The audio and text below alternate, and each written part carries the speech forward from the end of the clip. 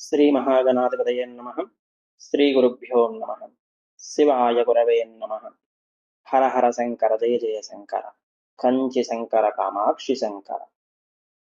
కంచి పరమాచార్య లీలలు. ఆర్కాటు నవాబు ఆస్థాన జ్యోతిష్కుడు. ఇది చాలా ఏళ్ల క్రితం జరిగిన ఒక సంఘటన. అప్పుడు మా నాన్నగారు పిఎం నటరాజ శర్మ గారు తిరుచిరాపల్లిలోని బిషప్ హెర్బర్ కాలేజీలో సంస్కృత అధ్యాపకులుగా పనిచేసేవారు. వారికి కామకోటి పీఠాధిపతులు శ్రీ శ్రీ శ్రీ చంద్రశేఖరేంద్ర సరస్వతి స్వామివారిపై అపారమైన భక్తి విశ్వాసం. అప్పటి తిరుచిరాపల్లి జిల్లాలో కావేరీ నది ఉత్తర గట్టున నాత్తం అనే ఊరిలో మహాస్వామివారి మకాం. మా నాన్నగారికి శ్రీ త్రిపుర సుందరీ సమేత చంద్రమౌళీశ్వర పూజ చేస్తున్న మహాస్వామి వారిని చూడాలని చాలా కోరిక. 3 రోజులు వరుసగా సెలవు రావడంతో శుక్రవారం రాత్రి వారు నాత్తం చేరుకున్నారు. ఆ రోజు పూజ ముగిసింది. మా నాన్నగారు ఎవరికీ తెలియకపోవడం వల్ల ప్రత్యేక స్వాగతం ఏమీ లేదు. నుదుటిపై స్వామివారు ప్రసాదంగా ఇచ్చిన విభూతిని ధరించి అక్కడే పందిరిలో ఒక మూలలో పడుకున్నారు. తరువాత 2 రోజులు ఇలాగే గడిపేశారు. అక్కడ జరిగే ఆరాధనలు, పూజలు కన్నుల పండుగగా దర్శించుకున్నారు. 3వ రోజు వినాయక చవితి పండుగ. ఆనాటి విశేష పూజ అనంతరం మా నాన్నగారు స్వామివారు ఇచ్చే ప్రసాదానికై వెళ్లి వారి తిరుగు ప్రయాణం గురించి చెప్పారు. మహాస్వామివారు తల ఎత్తి ముందు వినాయకుడి ముందు పెట్టిన మోదకాలను తీసుకొని, ఎక్కడైనా కూర్చుని తీరికగా తిని నా వద్దకు రా, అప్పుడు ఆలోచిద్దాము నీ ప్రయాణం గురించి అన్నారు. మా నాన్నగారికి ఆశ్చర్యం వేసింది. వారు పరమాచార్య స్వామి వారితో సెలవు అడగగా స్వామివారు ముందు మోదకాలు తిని తరువాత రమ్మన్నారు. తిన్న తరువాత స్వామివారు రమ్మన్నారు. మా నాన్నగారు పొదుక్కుడి శ్రీనివాస జ్యోతిష్కులు మనమడు అని తెలిసి స్వామివారు చాలా ఆనందపడ్డారు. స్వామివారి తాతగారి గురించి, అప్పుడు జరిగిన సంఘటనల గురించి గుర్తు చేసుకున్నారు. ఆశ్చర్యపోవడం మా నాన్నగారి వంతయింది. పరమాచార్య స్వామి వారు ఇలా చెప్పారు: మీ తాతగారు మలయాళ దేశం వెళ్లి సప్రమాణికమైన జ్యోతిష్యాన్ని నేర్చుకున్నారు. ఎన్నో మంత్రాలను ఉపాసించారు. వారు ఆర్కాటు నవాబు ఆస్థాన జ్యోతిష్కులుగా నియమితులయ్యారు. అది ఒక ఆశ్చర్యకరమైన సంఘటన. అప్పట్లో తిరుచిరాపల్లి ఆర్కాటు నవాబు అధీనంలో ఉండేది. నవాబు గారి వద్ద చాలా మంది జ్యోతిష్కులు ఉండేవారు.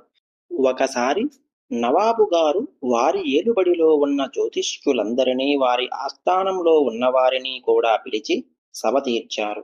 చాలా మంది కొత్త జ్యోతిష్య పండితులు కూడా వచ్చారు. అందులో మీ తాతగారు కూడా ఉన్నారు. నవాబు గారు కచేరీకి రాగానే దివాను గారు లేచి అక్కడున్న జ్యోతిష్కులందరితో, నవాబు గారు మీకందరికీ ఒక పరీక్ష పెట్టబోతున్నారు.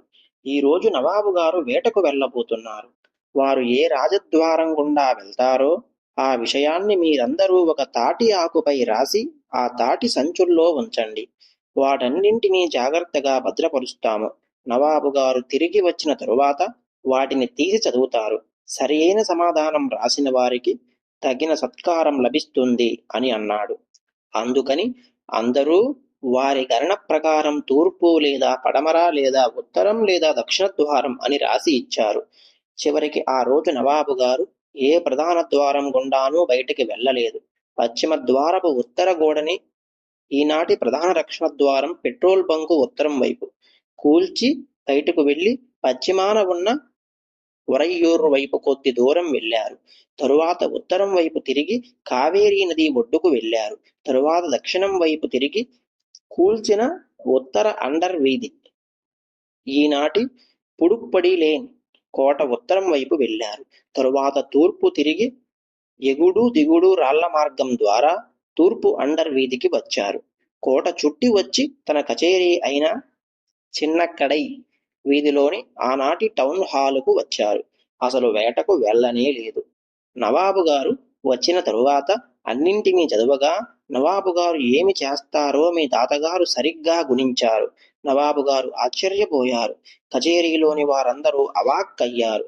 తరువాత నవాబు గారు మీ తాతగారికి చట్టబద్ధంగా పుదుక్కుడిలో 80 ఎకరాల భూమిని బహుమానంగా ఇచ్చారు. రాతి కోట, దక్షిణం వీధిలో పశ్చిమం, ఒకవైపు నల్లని దేవాలయం ఉంది. ఈ దేవాలయం దగ్గరలో ఇనుప గేటు ఉన్న పెద్ద ఇల్లు ఒకటి ఉంది. దానికి ఎదురుగా అరుగు చిన్న ఇల్లు ఉంది. నవాబు ఆ 2 ఇళ్ళని కూడా ఇచ్చాడు. మీ తాతగారు ఆ భూమిని, ఇళ్ళని ఎన్నో ధార్మిక కార్యక్రమాల కోసం ఉపయోగించారు. ఇవన్నీ తెలిపి పరమాచార్య స్వామి వారు మా నాన్నగారికి వీడ్కోలు చెప్పారు. మా నాన్నగారు తరచుగా ఈ విషయాన్ని నాకు చెప్పి పొంగిపోయేవారు. హరహర శంకర జయ జయ శంకర, కంచి శంకర కామాక్షి శంకర. శివభక్తి మోటివేషనల్ స్పీచ్ వీక్షకులందరూ ఈ ఛానల్ని సబ్స్క్రైబ్ చేయండి. సబ్స్క్రైబ్ చేసిన వారు లైక్ చేసి షేర్ చేయండి. తప్పకుండా కామెంట్ చేయండి. ఓం నమః శివాయ.